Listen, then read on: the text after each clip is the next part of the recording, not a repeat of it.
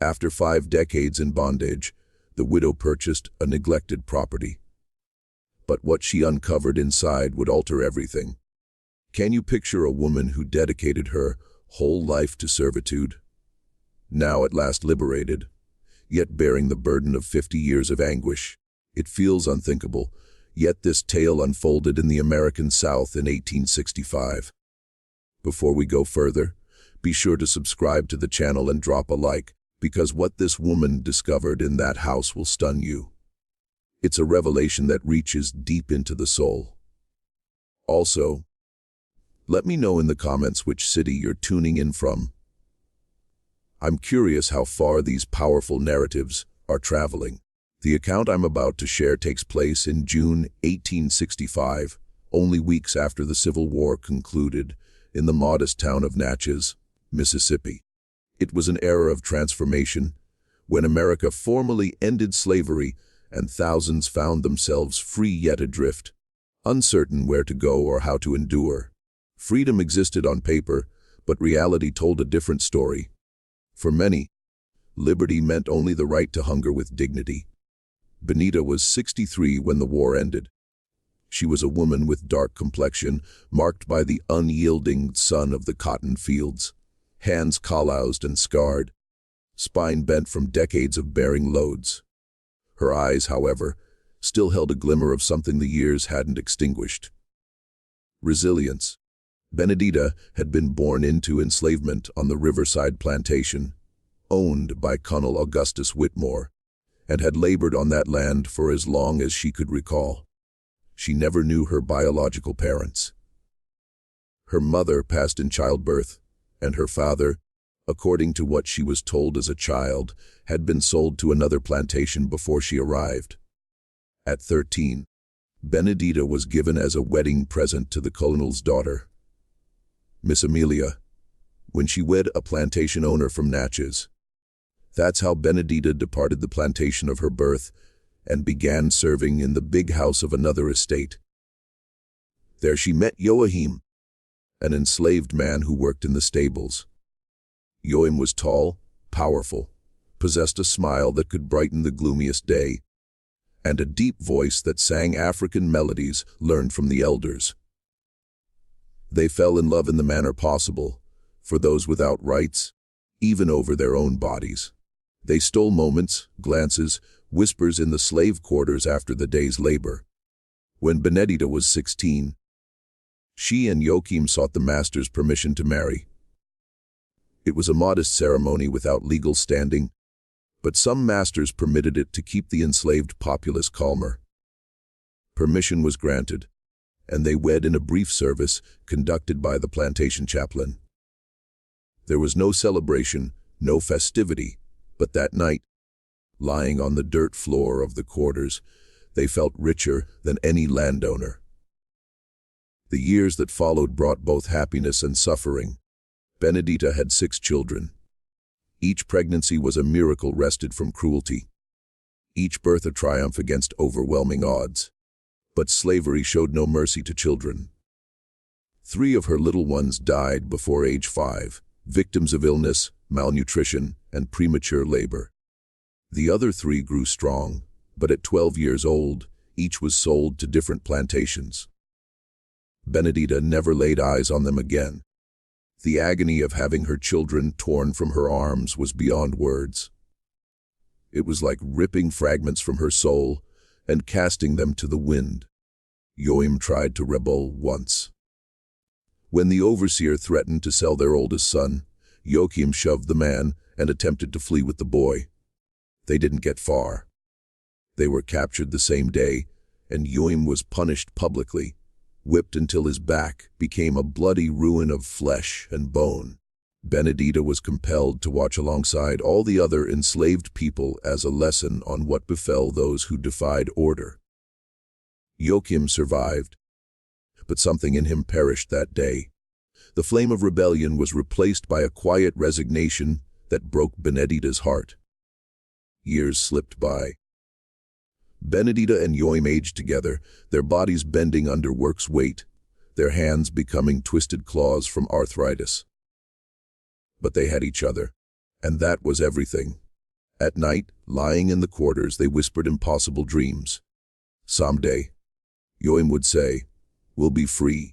We'll have our own land, our own house, and we'll find our children. Benedita wanted to believe, but the years had taught her that hope was a dangerous indulgence. In 1864, when Benedita was 62, Joachim fell ill. It was a fever that wouldn't relent, a cough that tore pieces from his lungs. He worked until he could no longer stand. The master didn't summon a doctor. Elderly slaves weren't worth the expense. Joachim died on a cold July night in Benedita's arms, whispering that he loved her and urging her to be strong. The burial was hurried in a corner of the slave cemetery, without a marker, without ceremony, just Benedita and a few companions from the quarters to cast dirt on the rough, wooden coffin. Joachim's death shattered something inside Benedita. She kept working because she had no choice.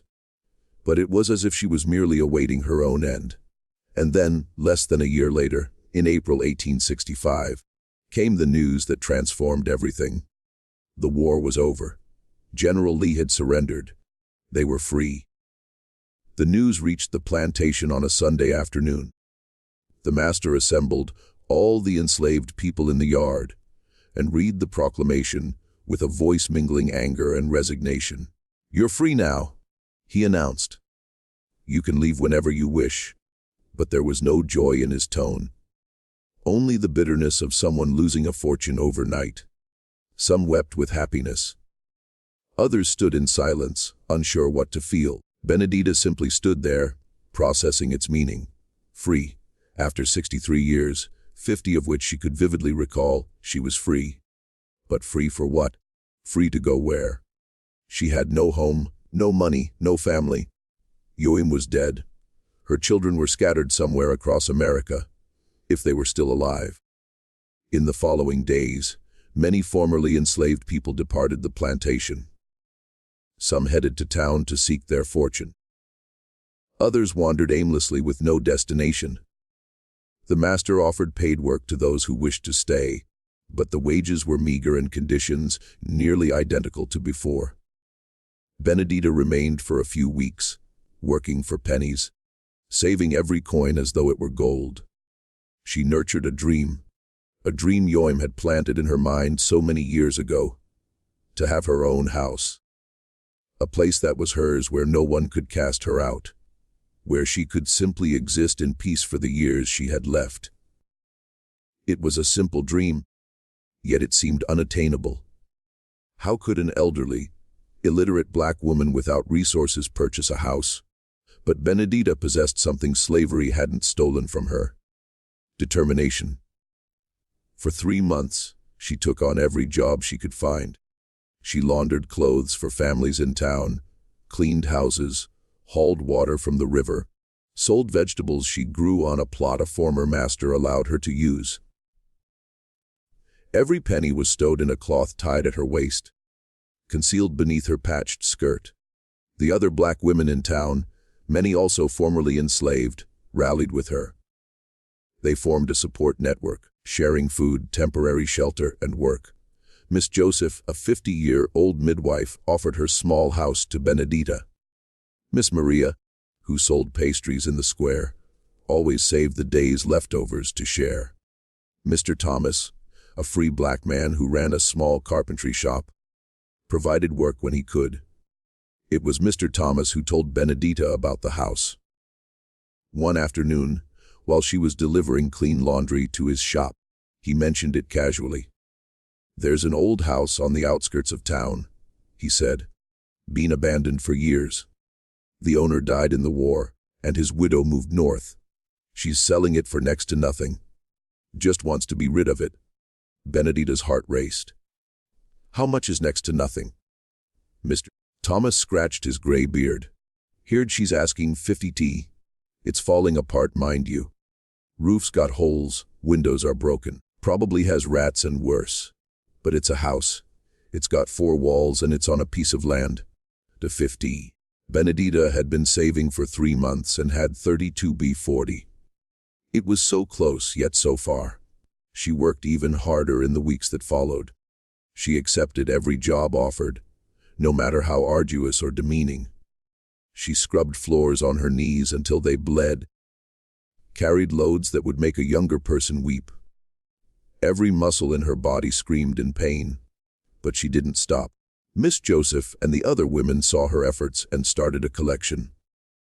"We're all in this together," Joseph said, placing 3 in Benedita's hand. "When you get your house, it'll be a victory for all of us. It'll show them we can do it." By late August, Benedita had the money. The 53.75. Every cent earned through sweat and hardship. She wrapped the money in a clean cloth, tucked it inside her dress, and went to find the widow selling the house. Mrs. Catherine Morrison lived in a boarding house on Main Street.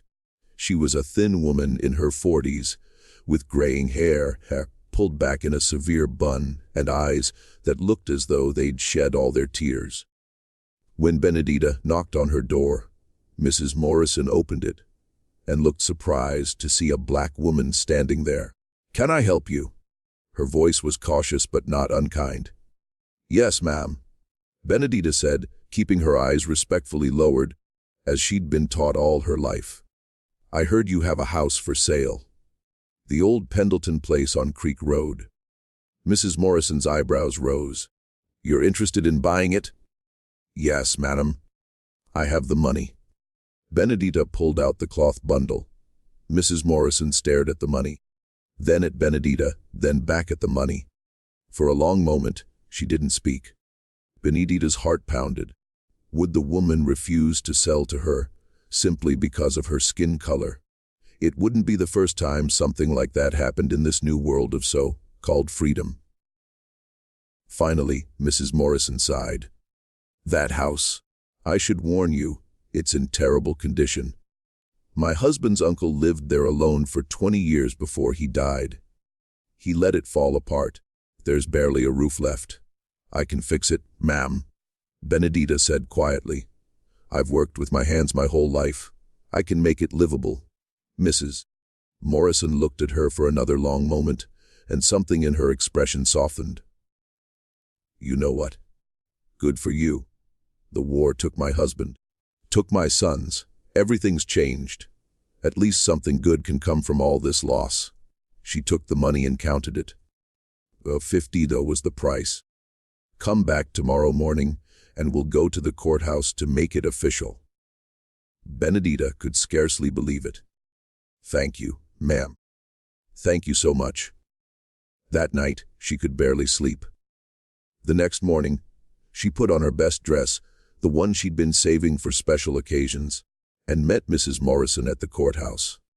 The clerk, a young man with ink-stained fingers, looked skeptical when Mrs. Morrison explained what they were there for. "You're selling property to her." He gestured at Benedita as if she were invisible. "I am," Mrs. Morrison said firmly. "Do you have a problem with that?" The clerk shrugged. "Just making sure you know what you're doing. These people." He didn't finish the sentence, but the disdain was clear. "These people," Mrs. Morrison said coldly, "have just as much right to own property as anyone else. Now, are you going to process this sale? Or do I need to speak to your supervisor?" The transaction was completed, though the clerk made them wait longer than necessary and was ruder than he needed to be. But finally, Benedita held a piece of paper in her trembling hands. A deed, her name written in ink. Benedita Johnson, owner of property located at 47 Creek Road, Natchez, Mississippi. She couldn't read the words, but Mr. Thomas read them to her later that day, and she wept. Tears of joy, tears of grief for Yoim, who should have been there to witness it. Tears of pride that after 50 years of slavery, she owned something. She owned a home. The next day, Benedita walked the 3 miles to Creek Road to see her property in daylight. Mr. Thomas and Miss Joseph insisted on accompanying her, along with several others from their small community of formerly enslaved people. They wanted to celebrate, to witness this victory with their own eyes. The house was exactly as Mrs. Morrison had described, terrible. It sat on about an acre of overgrown land surrounded by wild grass as tall as a man's waist. The house itself was a small structure, maybe 4 rooms at most, built of weathered wood that had once been painted white, but was now a mottled gray. The roof sagged in the middle. Several windows were broken or missing entirely, and the front porch had collapsed on one side.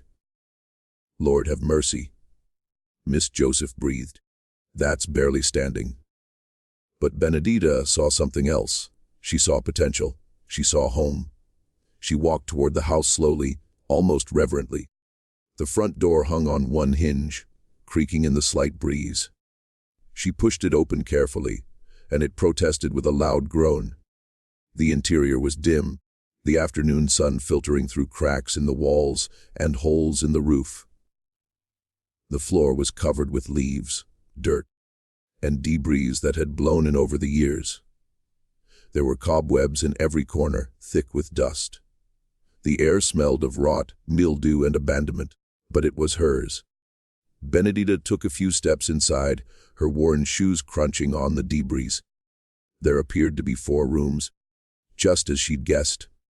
A main room that served as a living area, 2 smaller rooms that could be bedrooms, and what looked like it had once been a kitchen at the back. The fireplace in the main room was still intact, its stones blackened with soot from fires long gone cold. She walked through each room slowly, assessing the damage, making mental notes of what needed to be fixed first. The roof was the priority, then the windows, then the floor in the kitchen where several boards had rotted through. It was overwhelming, but not impossible.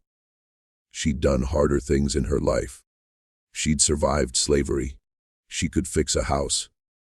As she reached the back bedroom, the smallest of the rooms, she noticed the door was closed. All the other doors hung open or were missing, but this one was shut tight. Strange. She reached for the handle, an old brass knob tarnished with age, and turned it. The door resisted, swollen with humidity, but she pushed harder, and it finally gave way with a loud crack. The room was darker than the others. The single window had been boarded up from the inside, and only slivers of light crept through gaps in the boards. Benedita squinted, letting her eyes adjust to the dimness. And then she saw it. In the corner of the room, huddled against the wall, was a figure, small, child-sized. Benedita's heart stopped. She took a step back, her breath catching in her throat. Was it a body? Had someone died in here? And then the figure moved. A small face turned toward her, eyes wide with terror. It was a child, a little girl, maybe 8 or 9 years old, with skin as dark as Benedita's, hair in matted braids, wearing a dress that was little more than rags. She was so thin Benedita could see her ribs through the torn fabric. For a long moment, neither of them moved. They just stared at each other in shock. Then the child spoke, her voice barely a whisper, hoarse, as if she hadn't used it in a long time. "Please don't hurt me. Please, I'll be quiet. I'll be good. Just please don't hurt me." Benedita's maternal instincts, dormant since her own children had been taken from her decades ago, came roaring back to life. She slowly knelt down, making herself smaller, less threatening. "Baby," she said softly, "I'm not going to hurt you, I promise. What's your name? What are you doing here?" The child trembled violently. "My name is Sarah. I live here." "You live here? In this abandoned house? How long?" Sarah's eyes filled with tears. "I don't know. A long time. After Master Pendleton died and the war ended, everyone left. The other enslaved people went away. But I had nowhere to go, so I stayed. I hid." Benedita's heart shattered. This child had been living in this abandoned house alone, hiding, surviving on who knows what. "Sarah, honey, how old are you?" 9, I think. Maybe 10. I'm not sure anymore. "And you've been here alone all this time since the war ended. That's more than 3 months. I was scared," Sarah whispered. Master Pendleton's nephew He used to hurt me before the war, and I was scared if I left, someone would catch me and take me back, or someone else would hurt me. So I stayed hidden. I'm good at being quiet. I know how to hide." The words hung in the air like a physical weight. Benedita understood immediately what the child meant by hurt. The same thing had happened to so many women and girls during slavery. The same thing had happened to her. "Oh, baby," Benedita said, tears streaming down her face. "You don't have to hide anymore. You're safe now. I promise you're safe." Are you the new master?" Sarah asked fearfully. "No, child. There are no masters anymore. We're all free. I'm just a woman who bought this house. And if you want, you can stay here with me. You don't have to be alone anymore." Sarah stared at her as if trying to decide whether to believe her. Really? I'm not going to hurt you. And I'm not going to let anyone else hurt you either." Outside, Benedita could hear Miss Joseph calling her name, probably wondering why she'd been in the house so long. Benedita stood up slowly and extended her hand to Sarah. "Come on, child. Let's get you out of this dark room. Let's get you some food and clean water. You're safe now. I promise." Sarah looked at the offered hand for a long moment. Then slowly, trembling, she reached out and took it. Her hand was so small, so thin, so cold. Benedita helped her to her feet, and the child swayed, weak from malnutrition. "I've got you," Benedita said, putting an arm around the girl's thin shoulders. "I've got you, baby. Everything's going to be all right now." They walked out of that dark back room together into the dusty main room where light was streaming through the holes in the roof. And when they stepped out onto the collapsing front porch, Miss Joseph and the others gasped. "Lord above," Joseph breathed. "Where did that child come from?" "She was hiding in the back room," Benedita said, her arms still protectively around Sarah. "She's been living here alone since the house was abandoned. She's coming home with me." No one questioned it. No one suggested calling authorities or finding the girl's family, if she had any. In that moment, they all understood. They were creating their own community, taking care of their own. This child needed help, and Benedita would provide it. It was that simple. "Let's get her to my house," Miss Joseph said practically. "She needs food and a bath, then we'll figure out the rest." As they walked back toward town, Sarah leaned against Benedita's side, exhausted. And Benedita felt something she hadn't felt in over 20 years, since her youngest child had been sold away. She felt like a mother again. She had come to that abandoned house looking for a home for herself. She had found that, yes, but she had also found something more. She had found a child who needed her. A child she could protect, raise, love in a way she hadn't been allowed to love her own children. Maybe, she thought as they walked, this was why everything had happened the way it did. Why Yoim had died before freedom came. Why she had survived. Why she had worked so hard to buy this particular house. Maybe this child was the reason. And as they reached Miss Joseph's house and began the process of caring for Sarah, feeding her, bathing her, treating the sores on her body from months of malnutrition and neglect, Benedita made a silent promise to Yoim's memory and to the children she'd lost. She would raise this child right. She would give Sarah the life her own children never got to have. This would be her purpose in freedom. Not just to own a house, but to fill it with love, to give this child a home, a family, a future. The journey was just beginning, and there would be challenges ahead. But for the first time since Yoim died, Benedita felt something like hope stirring in her chest. The first few weeks were the hardest. Sarah barely spoke, flinched at loud noises, and would sometimes disappear into corners, making herself as small as possible, as if trying to become invisible. She had lived in survival mode for so long that the concept of safety was foreign to her. But slowly, with patience and love, Benedita and the women of their small community began to reach her. Miss Joseph turned out to be a godsend. She had raised 7 children of her own before they were all sold away, and she knew how to handle a traumatized child. Give her time, she counseled Benedita. That baby's been through things no child should endure. Her soul needs healing just as much as her body. For the first week, Sarah stayed at Miss Joseph's house, while Benedita began the monumental task of making the house on Creek Road livable. She couldn't bring a child to live in that wreck. Not yet. Every morning, Benedita walked the 3 miles to her property, carrying tools borrowed from Mr. Thomas and whatever materials she could afford or scrounge. And every morning, a small miracle happened. Other people showed up to help. Mr. Thomas came with his carpentry tools and his expertise. "Can't let you do this alone," he said gruffly. "Besides, when you get this place fixed up, it'll prove to everyone in this town that we can do it.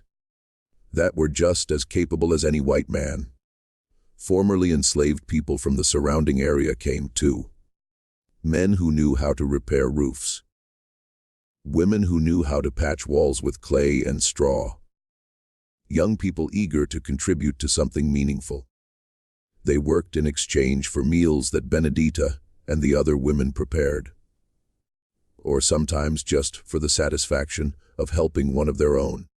The white townspeople watched with a mixture of curiosity and hostility.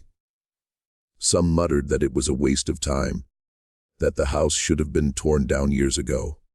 Others made cruder comments about uppity freedmen who didn't know their place. But a few, a very few, surprised everyone. Mrs. Morrison, the widow who had sold Benedita the house, showed up one afternoon with a wagon load of supplies. "I found these in my barn," she said, avoiding eye contact, "left over from when my husband was alive. Paint, nails, some good lumber. I have no use for them now." Thought you might. Benedita was stunned. "Ma'am, I can't pay you for these. I'm not asking you to."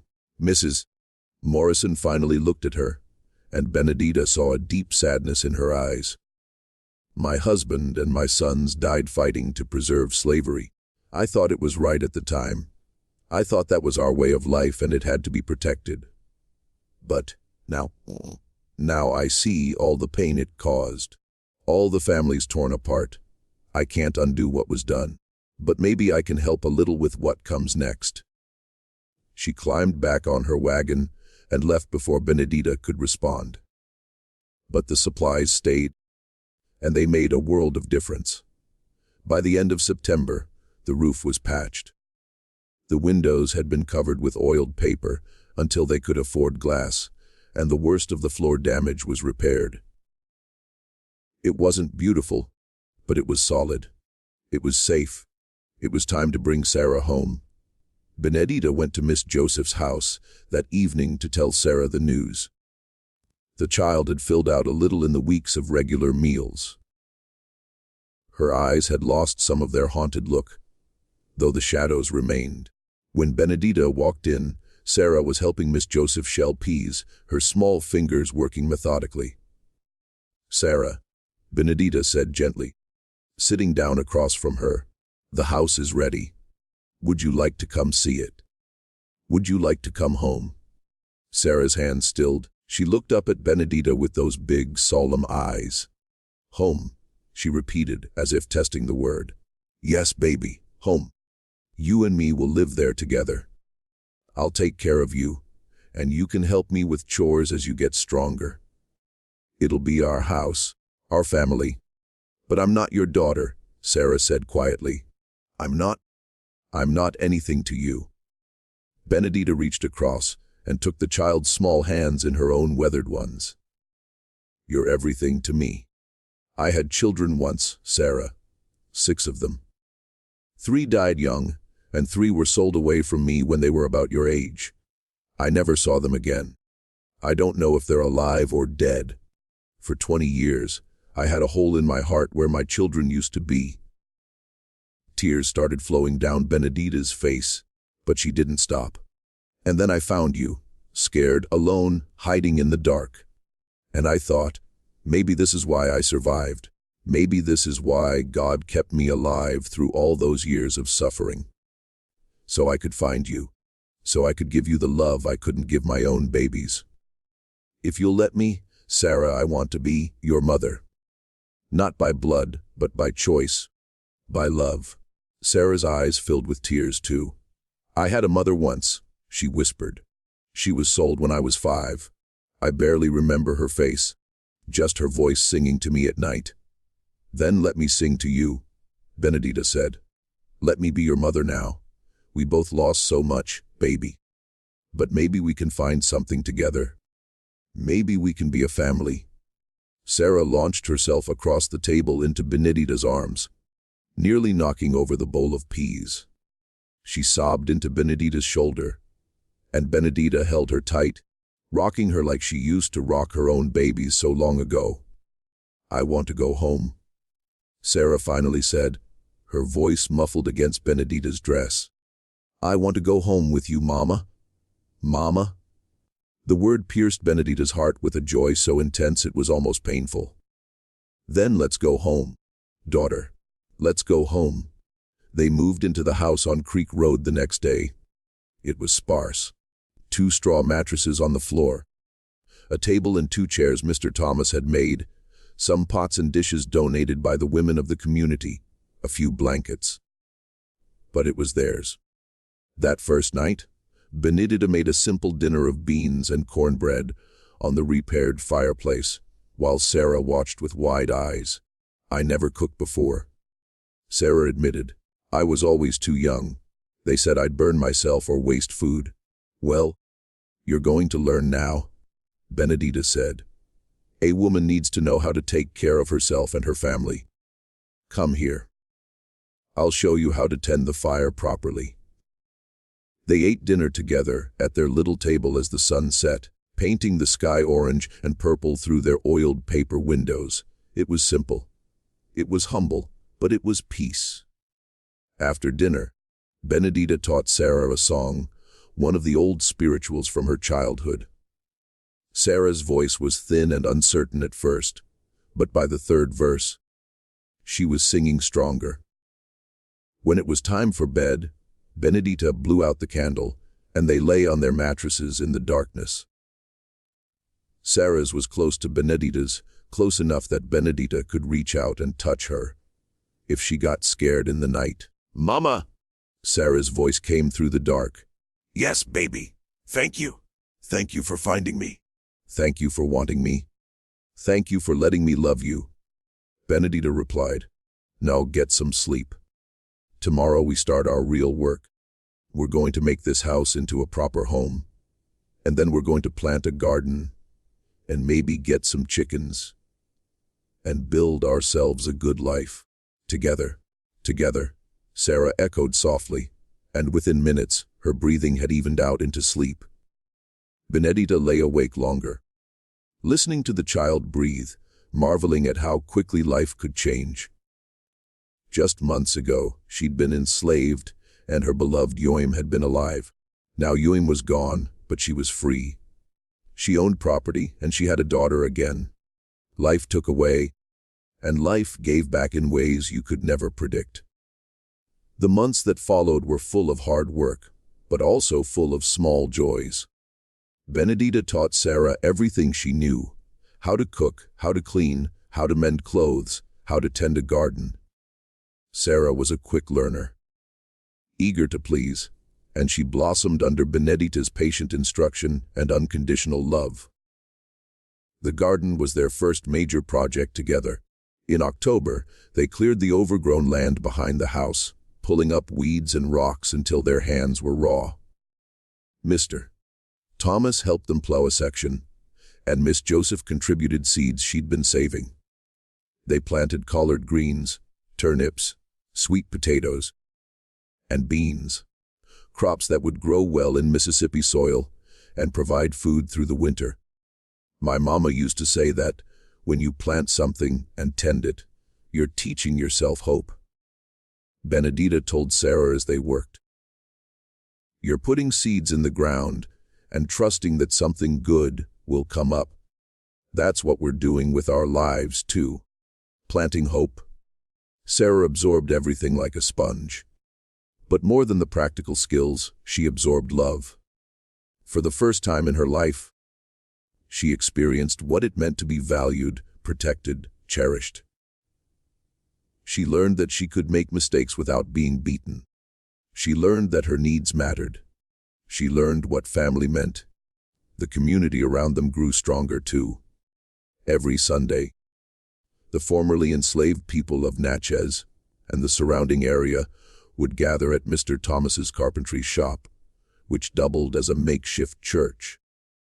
A preacher named Reverend Samuel, who had learned to read during slavery, by sneaking looks at his master's Bible, led services that were part worship, part community organizing. Freedom is just the first step, Reverend Samuel would say, his deep voice filling the room. Now we have to build. We need to buy land, start businesses, educate our children. We need to show that we're just as capable as anyone else. And we need to stick together, because there are plenty of people who want to see us fail. He was right about that. The initial euphoria of freedom had given way to harsh reality. Many white Southerners resented the loss of free labor and the new rights of black people. Violence against freedmen was increasing. The Ku Klux Klan had formed and was terrorizing black communities across the South. Even in Natchez, there were incidents. A black man beaten for being uppity. A freedman's house burned down after he registered to vote. A woman assaulted on her way home from work. Benedita heard the stories and held Sarah tighter. She made sure to be home before dark, made sure to keep a low profile, made sure never to give anyone an excuse to target them. She'd survived 50 years of slavery by being smart and cautious. She would survive freedom the same way, but not everyone could or would live that way. In December 1865, news came that made everyone pause. The 13th Amendment had been ratified. Slavery was officially constitutionally abolished throughout the United States. It wasn't just a wartime measure anymore. It was the law of the land, permanent and unchangeable. That Sunday, the gathering at Mr. Thomas's shop was bigger than ever. People cried, people sang, people testified about what this meant to them. Reverend Samuel read the amendment aloud. And even though most people there couldn't read, hearing the words made it real. Neither slavery nor involuntary servitude, except as a punishment for crime, whereof the party shall have been duly convicted, shall exist within the United States, or any place subject to their jurisdiction. This is our foundation, Reverend Samuel said. This is what we build on. Our children and grandchildren will grow up in a world where slavery is illegal. They'll never know chains. They'll never be sold. We made it through to see this day, brothers and sisters. We survived to see this day. Benedita held Sarah close and wept. Her own children, wherever they were legally free now. She would probably never see them again, would probably never know what became of them. But they were free, and this child in her arms was free, and any children Sarah might have someday would be born into freedom. It was enough. It had to be enough. Christmas came, their first Christmas together. Benedita and Sarah didn't have much, but they made it special. Miss Joseph taught Sarah how to make sweet potato pie. Mr. Thomas carved Sarah a small wooden doll. Benedita sewed Sarah a new dress from fabric she'd bought with money from selling vegetables. It wasn't fancy, but it was new, made specifically for Sarah, and the child treasured it like gold. On Christmas morning, Sarah gave Benedita a gift, too. She'd been learning to write from Reverend Samuel, practicing with a stick in the dirt. She'd written, "Mama," on a piece of brown paper in careful, shaky letters. It was the most precious gift Benedita had ever received. As winter turned to spring, life continued. The garden flourished. Sarah grew taller and stronger. The house became more comfortable as they added small touches. Curtains Miss Joseph helped them sew, a shelf Mr. Thomas built for their few dishes, wild flowers Sarah picked and put in a jar on the table. But the outside world was changing too, and not always for the better. In early 1866, Mississippi passed the Black Codes, laws designed to restrict the freedom of black people and force them back into something resembling slavery.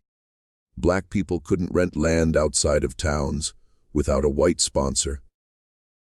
They couldn't assemble without permission. Children could be apprenticed to white employers without their parents' consent. Vagrancy laws allowed police to arrest unemployed black people and force them to work. "It's slavery by another name," Reverend Samuel said grimly. "They're trying to put us back in chains, just using different words." The community organized. They pooled money to help people pay the new taxes, designed to force them off their land. They made sure everyone had documentation of employment to avoid vagrancy arrests. They protected each other's children from the apprenticeship system. It was exhausting, infuriating, frightening, but they persisted. Benedita was grateful she'd bought her house when she did. Property ownership gave her a protection that many others lacked. She had documentation. She had legal title. It was harder for them to push her out, but she knew how fragile that protection was. She knew that at any moment, violence or legal maneuvering could take it all away. One night in March, there was a knock on their door. It was late, well after dark, and Benedita's heart jumped into her throat. Late night knocks rarely meant anything good. She grabbed a knife from the kitchen and approached the door cautiously. "Who is it?" she called. "It's Thomas. Open up quick." She opened the door to find Mr. Thomas standing there, with a young man she didn't recognize. The stranger was bleeding from his head, his shirt torn, his face swollen. "They beat him," Mr. Thomas said, helping the man inside. "Klan came to his house because he tried to register to vote. Burned his place down, beat him, told him to get out of the county. He needs to hide for a few days until we can get him north." Benedita didn't hesitate. "Bring him in.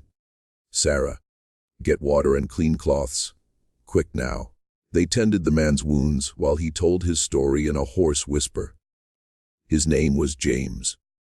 He'd been freed from a plantation in Alabama, had come to Mississippi hoping to build a new life. He'd saved money, bought a small piece of land, registered to vote, and for that, he'd been targeted. "They said I was getting too big for my britches," James said bitterly. "Said I needed to be taught a lesson. Said if I wasn't gone by morning, they'd kill me. You can stay here tonight," Benedita said firmly. "Tomorrow, Mr. Thomas will take you to the next town. We have people there who can help you get further north." James looked at her with tears in his eyes. "Why? Why would you risk yourself for me? You don't even know me." "Because we're all we have," Benedita said simply. "We have to take care of each other. That's how we survive." James stayed hidden in their house for 2 days while arrangements were made. Sarah, remarkably, didn't seem frightened by the situation. She helped tend his wounds, shared her food, even made him laugh with childish jokes. The trauma she'd experienced had made her stronger in some ways, Benedita realized. She understood that the world was dangerous, but she also understood the importance of helping others. When James left, heading north with a wagon train organized by the community, he clasped Benedita's hands. "I'll never forget this. If I make it north, if I build something for myself, I'll find a way to pay it forward. I promise. Just live," Benedita told him. "Just live and be free. That's payment enough." As spring turned to summer, the garden produced abundantly. Benedita and Sarah had more vegetables than they could eat, so they sold the surplus in town. Some white customers refused to buy from black vendors, but others, desperate for fresh produce, swallowed their prejudices and paid. Every penny went into Benedita's savings. She was planning ahead, thinking about winter, thinking about emergencies, thinking about Sarah's future. One afternoon in July, a well-dressed white woman approached their vegetable stand in the town square. She looked at their produce critically, then at Sarah. "Is this your girl?" she asked Benedita. "This is my daughter." Yes, Mom. The woman's eyebrows rose. "Your daughter? How old is she?" 10. "Ma'am," Sarah answered before Benedita could. "Can you read?" Sarah hesitated, glancing at Benedita. Admitting to literacy could be dangerous, but Benedita nodded slightly. "Yes, ma'am," Sarah said, "a little. Reverend Samuel has been teaching me." The woman studied Sarah for a moment, then turned to Benedita. "I'm Mrs. Elizabeth Hartwell. I'm opening a school for Negro children. The Freedmen's Bureau is providing some funding, and I've been tasked with finding students and a teacher. I'm thinking your daughter might be one of my advanced students. And you?" She looked at Benedita appraisingly. "Might be exactly the kind of woman I need to help run it." Benedita was stunned. "Mom, I can't read. I was never taught. But you're intelligent, organized, and clearly dedicated to children. I can teach you to read. It's never too late. And we need someone from the community, someone the parents will trust. Will you consider it?" It seemed impossible. A school for black children run partly by black adults, and she was being asked to be part of it. Benedita looked at Sarah, whose eyes were shining with excitement. "I'll consider it, ma'am," Benedita said carefully. "May I think on it and give you an answer in a few days?" "Of course. You can find me at the Freedmen's Bureau office on Main Street." That night, Benedita and Sarah talked long into the darkness.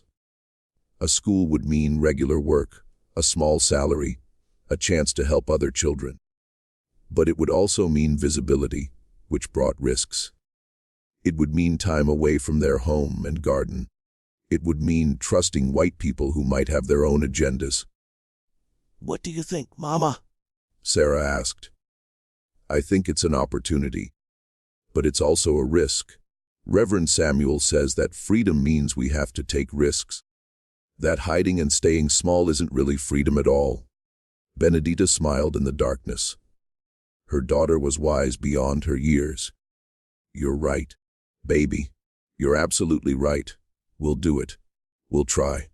2 days later, Benedita went to the Freedmen's Bureau office and accepted Mrs. Hartwell's offer. She would help run the school, assist with younger children, maintain the building, and coordinate with parents. And she would learn to read alongside the children. The school opened in September 1866 in a small building that had once been a warehouse. There were 32 students that first day, ranging from age 6 to 16. Some came from town, others walked miles from surrounding farms. They sat on rough benches, wrote on slates, and shared the precious few books Mrs. Hartwell had managed to acquire.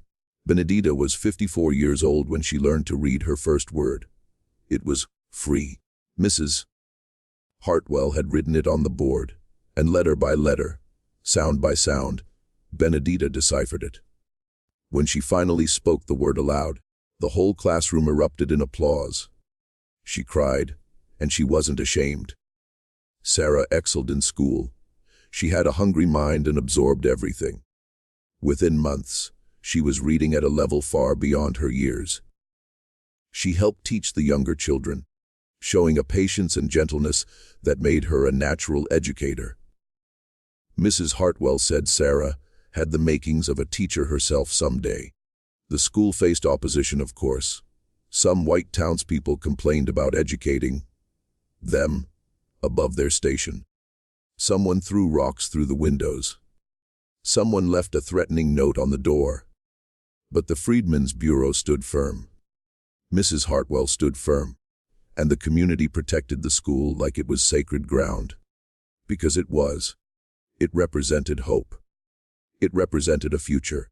On Sarah's 11th birthday in March 1867, Benedita did something she'd been planning for months. She went to the courthouse with Mr. Thomas as her witness and legally adopted Sarah. The clerk tried to discourage her, saying it wasn't necessary, that informal arrangements were fine for your people. But Benedita insisted. She wanted it legal, documented, official. When she walked out with the adoption papers, she handed them to Sarah. You're my daughter now. Not just in our hearts, but in the eyes of the law. You're Sarah Johnson, and nobody can ever take you away from me. Sarah held the papers like they were made of glass. Forever. Forever. That night, they celebrated with a small party. Miss Joseph made her special sweet potato pie. Mr. Thomas brought his fiddle and played music. Reverend Samuel led them in prayer. It was a gathering of people who had all lost so much, but were building something new together. A community. A family by choice. As Benedita looked around at the faces of the people who had become her family, at the daughter who had become her purpose, at the simple but sturdy house she owned, she felt something unexpected. Gratitude. Not for the suffering, never for that, but for having survived it. For being here now in this moment. For getting to experience freedom, even if it had come so late.